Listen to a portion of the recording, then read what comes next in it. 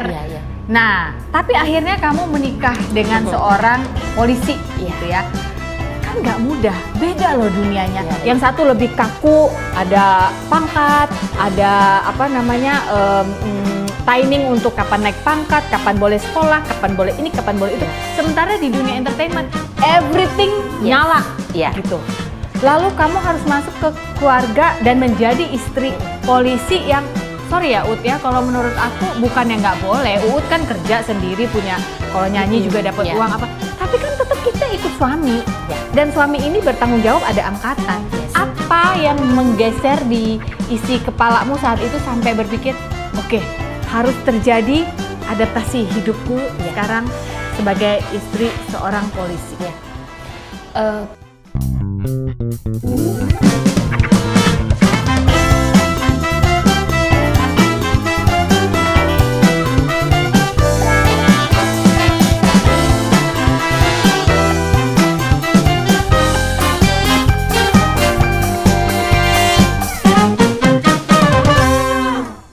Pertama, saya harus beradaptasi, ya kan, dengan lingkungan. Tanya. Sorry, ini, aku potong dikit. Jadi begitu masuk jadi istri seorang polisi, otomatis Bayangkari ya? Ya, Oke. Otomatis Bayangkari. Itu udah, ya Bayangkari. Ya, lingkungannya kan berbeda sekali. Berbeda. Ya, dengan jadi orang gini, entertainment. Kalau kita itu berbedanya gini, Mbak Sofi. Kalau di Bayangkari itu kan kita ada namanya organisasi Bayangkari. Itu adalah organisasi, kenapa dibuat, karena itu untuk istri-istri para abdi negara, khususnya di instansi Polri gitu kan. Jadi di situ tuh ada aturannya, gitu kan. Itu ada aturannya, ada pangkat-pangkatnya ya. Artinya ada senior dan junior gitu kan. Nah, jadi juga ada yang sudah purna tugas gitu kan. Tapi beliau masih menjadi pengurus di sebuah yayasan atau pengurus di Bayangkari gitu kan. Jadi kita tuh harus bisa menempatkan diri. Jadi nggak bisa saya membawa diri dengan saya ini Uut Permatasari, nggak bisa begitu.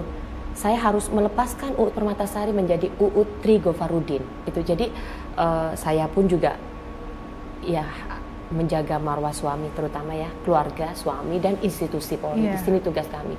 Karena di situ ada namanya lambang kita Cupu Mani Astagina. Dan situ semua ada artinya bahwa Bayangkari ini mandiri, Mbak Sofi. Gitu. Bayangkari ini mandiri. Jadi saya melihat bahwa sosok-sosok ibu pimpinan ini sangat panutan sekali buat saya, gitu kan. Karena gini Mbak Sofi, bapak-bapak polisi ini sebelum menikahi ibu-ibunya itu, kadang-kadang ibu-ibunya udah settle semua. Ada yang profesinya menjadi dokter, ada yang profesinya sebagai guru, ada yang jaksa, ada yang pengusaha, ada yang memang dari putri dari pengusaha atau konglomerat, ada yang mereka tuh sebenarnya sudah mandiri. Tetapi yang saya bangga itu kenapa? Karena saya bangganya itu sebagai Bayangkari adalah beliau ini loh, pimpinan-pimpinan ini, dan juga bisa membawa diri gitu loh, menjadi panutan sehingga beliau terpilih menjadi pimpinan tertinggi. Di bawahnya kan dimulai dari bintang 4, 3, 2, 1 sampai ibu-ibu dir, sampai bawahnya lagi semua itu. Saya bangga karena beliau bisa menempatkan diri. Nah, kenapa saya tidak bisa menempatkan diri? Saya harus menempatkan diri. Yang terpenting itu adalah saat saya sudah menjadi Bayangkari, saya harus mendoakan suami, memberikan semangat kepada suami dalam mengemban tugas, karena saya tahu bapak-bapak polisi ini mengemban tugasnya tidak mudah. Pasti kenanya duluan. Pasti ini begitu. Saya tuh kadang-kadang agak nggak suka karena kan kadang-kadang kemarin ada satu yang bikin heboh tuh, yang sempat viral. Jadi hanya oknum, istrinya hedon. Oknum Mbak itu. Satu orang kejadiannya waktu itu kalau nggak salah di Pasuruan atau di mana. Itu kayak kena semua. Satu jajaran semua dihakimi begitu. Iya, saya bilang nggak bisa begitu kan. Saya bilang ini loh jajaran Ibu Kapolri dari masa ke masa sampai Ibu Wakapolri, Ibu bintang 3, bintang 2, bintang 1 sampai Ibu Budi itu mereka lo sederhana semua gitu loh. Kenapa sih kalian ada satu anggota yang viral oknum itu kok kalian besar-besarkan gitu loh. Gitu loh, ngerti nggak? Jadi ini yang berarti ini kesalahan pada siapa? Dan sebagai seorang istri itu harus menjaga marwahnya. Pertama marwah keluarga, kedua marwah suami, dan kebetulan suami kamu polisi, kamu harus menjaga marwah institusi Polri. Itulah yang ada di dalam Cupu Mani Astagina itu, ya kan, sebagai wanita yang mandiri, ya kan, gitu loh. beriman gitu kan. Seperti itu. Jadi nggak bisa kita semena-mena nggak bisa, Mbak. Malu, Mbak, gitu. Kayak dulu saya sebelum menikah, saya tuh nyerobot jalur.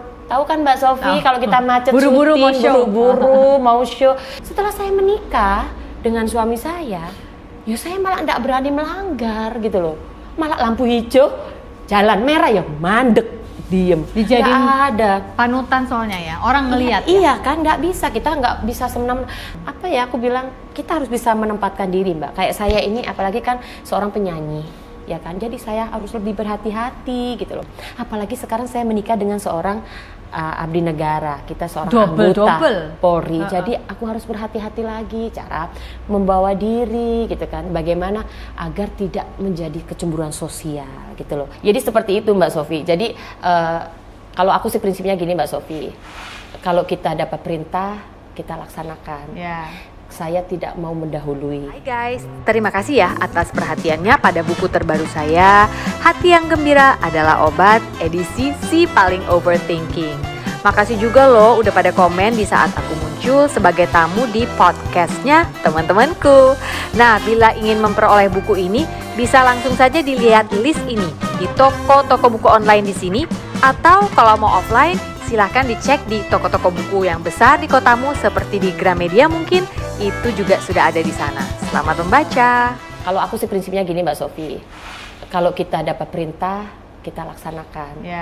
Saya tidak mau mendahului karena semua ada aturan gitu kan. Nah kalau saat kita sudah diperintah, baik kita laksanakan gitu kan gitu. Cuman kalau saya itu prinsipnya hidup saya tuh nggak mau cari tahu tentang sesuatu yang saya nggak perlu tahu, dan tidak perlu mendengarkan sesuatu yang saya tidak perlu dengar. Artinya nggak usah melok campur urusannya uang gitu loh, ngerti nggak? Lah kita ngomong bener aja kadang-kadang masih kena julid ya. Aku inget kemarin itu sempet kan cerita tuh waktu pindah tugas toh, temenin suami dari Goa, terus dapet di Bali ya kan? Bali gitu kan. Terus waktu itu aku sempat kontak, kita ini yuk ketemuan terus syuting, tapi memang dia masih sibuk karena ternyata Mbak sabar ya, aku tuh masih noto-noto barang, ini bener-bener baru pindah. Dan ketika akhirnya suatu hari kamu cerita ke mana waktu itu bahwa awalnya pindah itu cuma bawa koper 5, terus tinggal di mana Mas gitu. Kita bakal di kos-kosan dulu ya, menata diri. Gitu. Itu dia ngomong jujur, itu aja kena julid ya. Padahal kan ngomong jujur aja sebenarnya kan. Saya memang karena kita ditanya ya kita jawab. Saya ditanya tinggal di mana, di kos-kosan. Belum dapat asrama, belum gitu kan. Ya kan nggak apa-apa kan. Gitu kan. Nah sekarang kalau imam saya, suami saya itu bilang, yang kita ngekos dulu ya. Oh iya yang, masa saya harus paksa suami saya? Ayah nggak bisa Pak beli rumah, ayah nggak bisa ngontrak apartemen, ayah nggak bisa ngontrak rumah. Ya, tapi itu kan bukan jiwa aku gitu loh. Saat suami saya sudah bilang begitu, ya sudah nggak apa-apa yang gitu kan. Saya juga harus kos-kosan tuh saya buat nyaman karena ada anak-anak, harus ada aromaterapinya juga biar suami saya masuk tuh seperti kayak di kamar sendiri gitu kan. Karena saya tuh lebih gini loh Mbak Sofi, tujuan saya itu sekarang tuh lebih mikirin suami saya. Suami saya ini kan gimana ya Mbak Sofi? Pekerjaan kan banyak aja kan gitu kan, pasti ada pekerjaan yang diembannya ya kan kita, tapi saya nggak pernah tahu karena memang nggak pernah mau ikut campur. Lah inilah saya bedanya. Kalau saya ini Bayangkari, saya hanya mendoakan suami dan memberi semangat, tetapi tidak pernah sampai detik ini ikut campur namanya urusan kedinasan suami. Dan suami saya juga nggak pernah menceritakan segala kegiatannya di kantor, nggak pernah. Cuman suami saya itu kalau mau sekolah, mau apa, beliau selalu bilang, yang besok Mas mau ini, Mas doain ya gitu. Dan saya dibawa kemanapun rapat di Jakarta seminggu 4 hari selalu dibawa. Nah jadi itu tugas saya. Jadi saya doakan ya Allah beri suami saya selamat, panjang umur, amanah dalam mengemban tugas, jauhkan dari mara bahaya, dekatkan pada kebaikan, beri kemudahan saat mengemban amanah gitu loh. Biar nanti itu biar suami saya itu bismillah dikasih panjang umur sampai beliau bisa menyelesaikan sebagai anggota Polri itu sampai purna tugas gitu. Itu yang doa saya cuman itu Mbak. Pokoknya itu saya selalu bilang yang cuman saya tuh sering gini Mbak Sofi, yang ini ya yang kalau ada orang yang kasihan perlu dibantu, ayang bantu ya, pesan saya itu aja. Siapa tahu nanti ada malaikat yang menyelinap di dia yang kita kan nggak tahu, kita dites gitu. Pernah saya begitu Mbak. Kita nggak pernah tahu loh Mbak Sofi, serius. Siapa yang Tuhan titipkan kepada kita untuk kita bagi baik rezeki, apapun, rezeki waktu, kita dengerin dia keluh kesah, rezeki uang kalau ada lebih. Nah itu terjadinya seperti itu. Jadi saya tuh mendoakan aja yang terbaik. Kalau masa dijulitin, saya bilang, yang kok aku dijulitin ya, katanya, masa dia seorang artis gak bisa beli rumah di Bali? Boleh mereka berpendapat seperti itu. Tapi kalau saya punya pendirian, punya prinsip sama suami saya, rezeki, gaji suami saya, ya kan, rezeki saya, itu kita harus pergunakan sebaik mungkin. Kenapa? Saya jelaskan lagi Mbak Sofi, anakku masih kecil. 8 tahun dan 2 tahun. 2 tahun. Papanya pensiun aja, anakku mungkin baru masuk SMA. Iya. Dan saya tahu bahwa nanti anakku sekolah ini pendidikan semakin lama semakin tinggi dan semakin mahal. Saya berpikir kalau kita ada rezeki sekarang, saya nggak mungkin saya pingin beli itu, saya beli, pingin ini. Kalau kita mau kita bisa. Tapi untuk apa? Dikelola ya sekarang ini dengan baik karena masih panjang perjalanan. Saya itu untuk nanti, untuk ini loh masa depan anak-anak saya gitu loh. Saya tuh nggak mau egois mikir saya. Ya Allah, saya sudah dikasih lebih sama Allah, kurang bersyukur apa saya? Sebelum nikah udah dikasih show kesana kemari, mau beli apa aja di sana udah ada. Sekarang tinggal saya mensyukuri, menikmati, mendampingi suami gitu loh. Dan ini loh Mbak, anakku 2 ini lanang-lanang karuku. Aku kadang kalau tidur, ya Allah Re, anakku cilik-cilik gitu, kadang nangis, kasih saya sama papanya panjang umur supaya bisa ngopenin anak-anakku ini loh gitu. Amin. Masa no gitu loh, maksud saya tuh gitu loh maksudnya. Dan anak saya pun saya ajarin bahwa Mas Rapi waktu di Goa sekolah saya ajarin naik bentor sesekali. Iya, pernah naik bentor sekali. Ayo naik bentor ya ini gitu kan. Biar ngerti ya. Biar ngerti. Ini loh nak, ini loh begini. Saya ajarin. Terus kalau jadi anakku yang nomor 1 itu sekarang ngerti loh Mbak Sofi. Apa nih? Ya Mas Rafif Allah, nih. Lucu banget kan? Kan sering saya ajak berbagi gitu kan. Cuman kalau saya berbagi kan nggak mungkin saya kontenin dong. Itu kan urusan saya sama Allah kan. Jadi sekarang anak saya kalau ada maaf ya pemulung itu kita macet di jalan. Mampang kan ada biasanya kan di pinggiran atau mama kita mau syuting, mama itu kasihin jajannya ya mah, kasihan mah. Oh dia ada empati, ada simpati ya. Oh boleh nak gitu. Sama uang nggak mah? Boleh. Itu bawa anaknya mah kasihan. Iya. Jadi jajannya itu donat itu dikasih sama dia, tambahin uangnya di atas. Pak ini Pak gitu. Dengan suaranya yang cempreng tuh. Pak ini Pak gitu. Ih serius, itu yang tak ajak rekoso. Hamil 8 bulan saya nyanyi di Cikoto. Saya ajak rekoso itu anak pertama itu tak ajak rekoso bener-bener gitu. Sampai Kemis malam Jumat itu karena saya udah kehilangan nenek, buyut, eyang, papi saya. Tahu kalau setiap Kemis malam Jumat tuh baca Yasin. Buku Yasinnya diambilin. Oh dia Mama, tahu. Mama lupa ya. Ini kan hari Kamis. Ini Yasinnya. Aku tuh udah gak bisa ngomong apa-apa lagi, nangis. Saya kemana-mana ngajak dia. Saat nyanyi aja, Mama waktu mama hamil, aku di dalam perut ya. Iya nak, ini ada videonya. Sampai aku nggak kuat tuh sampai nunduk gini loh Mbak. Nyanyi lagu Gedung Tua itu kan tinggi nadanya, sampai nunduk gini tuh sampai bongkok gini loh. Coba bayangin. Karena waktu kontrak kerjanya itu sebelum saya hamil, pernah saya itu ada satu ketika itu minta sesuatu sama papanya. Mungkin saya lagi, orang perempuan lagi kan gampang ini ya. Hormonnya kalau lagi PMS kan biasa ya, naik turun. Ayang aku beliin baju itu dong gitu kan. Harganya nggak seberapa Mbak. Aduh Ayang kan udah banyak bajunya. Oh iya ya gitu. Tapi saya masih memendam. Aduh aku pingin baju itu Rek gitu kan. Besoknya sama anakku, Mas Mama pingin baju itu tapi kok kata Papa nggak boleh baju Mama banyak. Iya sih Mas, bener Papa bajunya banyak. Nggak usah, tapi Mama pingin banget Mas. Besok mau buat syuting gitu kan. Pergilah Mama. Ayo mah pergi sama aku, tak bayarin, ini uangku banyak. Kan dia punya uang celengan. Dibawa dong dompetnya satu itu tuh. Astagfirullahaladzim itu. Itu Mbak Sofi. Saya bilang ini anugerah terindah terbesar dalam hidup saya harus menjaga ini. Tiap kali mau berangkat sekolah, nah jadi anak baik ya. Baik, soleh, ya rajin ya gitu. Terus setiap kali kalau udah selesai sholat kan kita sholat berjamaah, kadang sama papanya, kadang sama saya. Mas Raffi jadi anak baik ya nak, jadi anak soleh ya, sukses nanti dunia akhirat nak ya. Peluk saya nanti setiap hari, doa saya tiap pagi. Nah kalau sekolah jadi anak baik ya, jadi anak soleh ya, jangan nakal ya. Doa saya itu. Saya mau anak saya tuh jadi anak baik aja Mbak Sofi. Kalau anak baik itu udah pasti mencakup semuanya gitu. Prioritas saya sekarang sama papanya tuh, dia anak-anak ini kita jaga, kita ini. Kalau ketemu nih ya, kalau ketemu coba bayangin dari umur 6 bulan, Salimah ini dicium. Oh langsung. Nggak tahu itu aktif Mbak anaknya Mbak, tapi itu sayang banget saya. Sampai saya tuh bilang gini, waktu mau lahiran, nak bantu mama ya nak, mama pengen lahiran normal gitu. Lahir Mbak, bantu saya normal tuh. Mas Raffi itu anak yang sangat ngertiin perasaan mamanya, papanya. Itu anak sweet banget Mbak Sofi.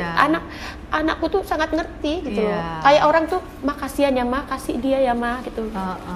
Terus dulu kalau ada tamu itu belum bibitnya ngeluarin makanan, anakku dulu buka kulkas dikeluarin semua makanan.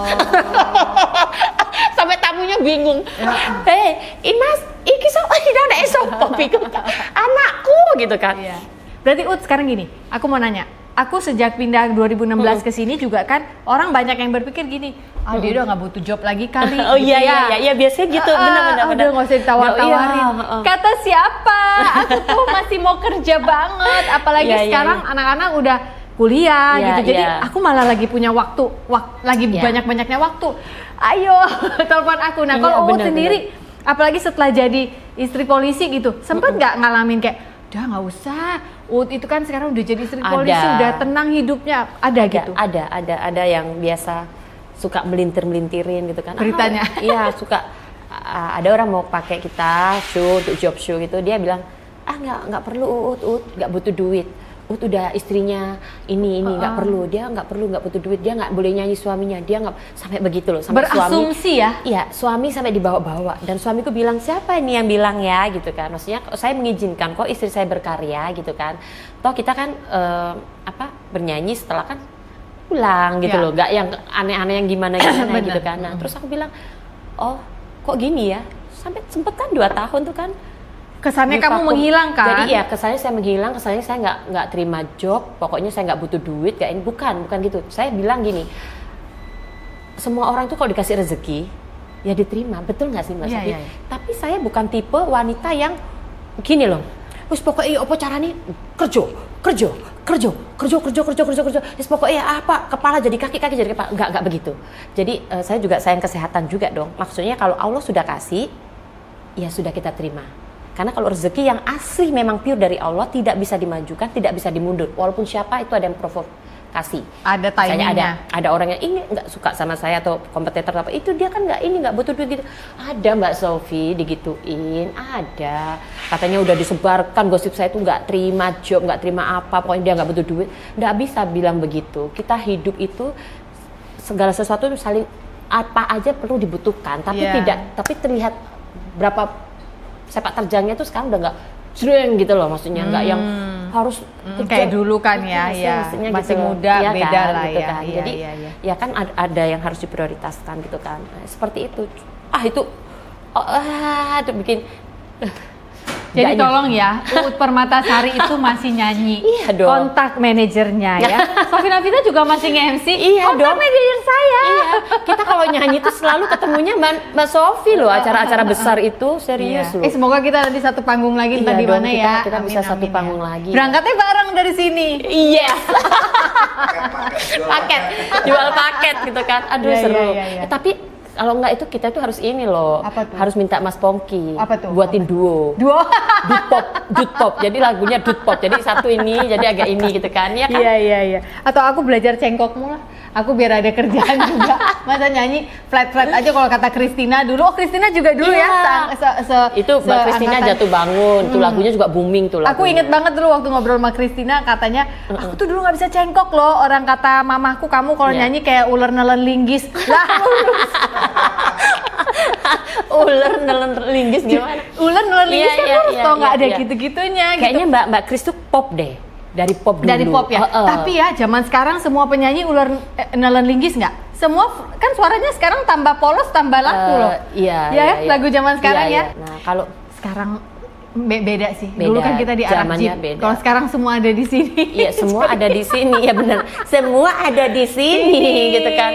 Jadi dulu zaman kita tapi aduh sekelas MC tuh dulu ya saya inget nih ya MC termahal Mbak Sofi. Ya ampun. Terus Mbak Sofi, terus pasangannya sama kakak Dave Hendrik. Ya, MC termahal, serius loh itu. Terus sudah gitu, siapa lagi tuh? Satu lagi tuh, yang kembaran tuh. Kembaran? Kembar siapa? Mbak siapa satu lagi tuh? Lupa. Becky Tumewu dan Ivy Batuta. Ya itu. Astaga. Itu juga, pokoknya itulah MC itu pokoknya. Serius. Seru nggak sih? Aku sekarang ketemu sama Mbak Sofi ya Allah. Dan ketemu Mbak Sofi tidak tambah menua. Sama aku bingung, aku sampai tanya, ini dia pakai atau dia pakai kok so awet gini. Menurut aku ya, kalau menurut aku tuh ya, lebih ke yang kamu jalanin itu tadi. Jadi fokus memang hidupmu hanya ya buat suami, anak-anak karena kamu sudah terlebih dahulu menaruh hidupmu di tangan Tuhan. Itu sih. Walaupun itu sulit ya, distraction di mana-mana, kita pengen ini, pengen itu gitu. Saya bilang suami saya, kita itu kalau mau misalnya kita dipindah nih ya, dipindah atau ditaruh dinas di mana, kita syukuri aja. Karena gini, kalau Gusti Allah sudah maringi kita nih ya, rezekinya hanya dua cangkir begini. Kalau kita minta lebih ya gak iso. Sudah kamu tak kasih rong cangkir sih. Karena kita diuji Mbak Sofi, gitu loh kan. Lah kalau misalnya kita langsung gak iso kalau pindah kemana mau kemana pun kalau udah rezekinya segini ya usah begini. Dan gak berarti itu pelit ya. Bisa jadi karakter kita belum siap untuk terima 3-4 mangkok, malah ini perlindungan sebenarnya. Iya, jadi kayak gitu. Alhamdulillah ya Allah. Kalau saya di prinsip satu, saya kan pernah dites waktu itu. Mbak Uut, pilih mana? Pernah tuh Mas Tukul tuh ngetes saya gitu. Oh iya? Mas Tukul. Oh iya. Pilih mana dikasih gaji sebulan, dikasih duit 100 juta, tapi suami nggak pulang selama sebulan. Aduh, amit-amit. Atau suami pulang ke rumah tapi nggak dikasih duit. Tak bilang gini, saya lebih milih suami saya pulang ke rumah nggak dikasih duit. Nanti rezeki ono ben siapa tahu rezekinya dari aku nyanyi atau ngerti nggak sih? Kalau aku tuh suami nggak pulang sedih loh. Iya kan? Aku kalau rumah tangga itu yang tak pegang itu bukan siapa-siapa tapi suamiku. Kalau kepala rumah tangganya ini udah soleh, udah bener, udah lurus, ya Allah itu rasanya istri tuh kayak ngerti nggak sih Mbak? Kayak ya Allah bener-bener seutuhnya ya kita dicintai, seutuhnya disayang. Ya Allah, wis ono ngene dicukupno alhamdulillah ya iso wae gitu loh. Gitu kan. Karena aku bilang yang makanku seberapa banyak sih yang gitu loh. Orang tempe penyet pakai kacang panjang pakai terasi dipenyet gini aja udah enak itu jadi. Apa makanku juga sehari cuma sekali gitu kan. Aku kamu sering puasa ya? Ya puasa.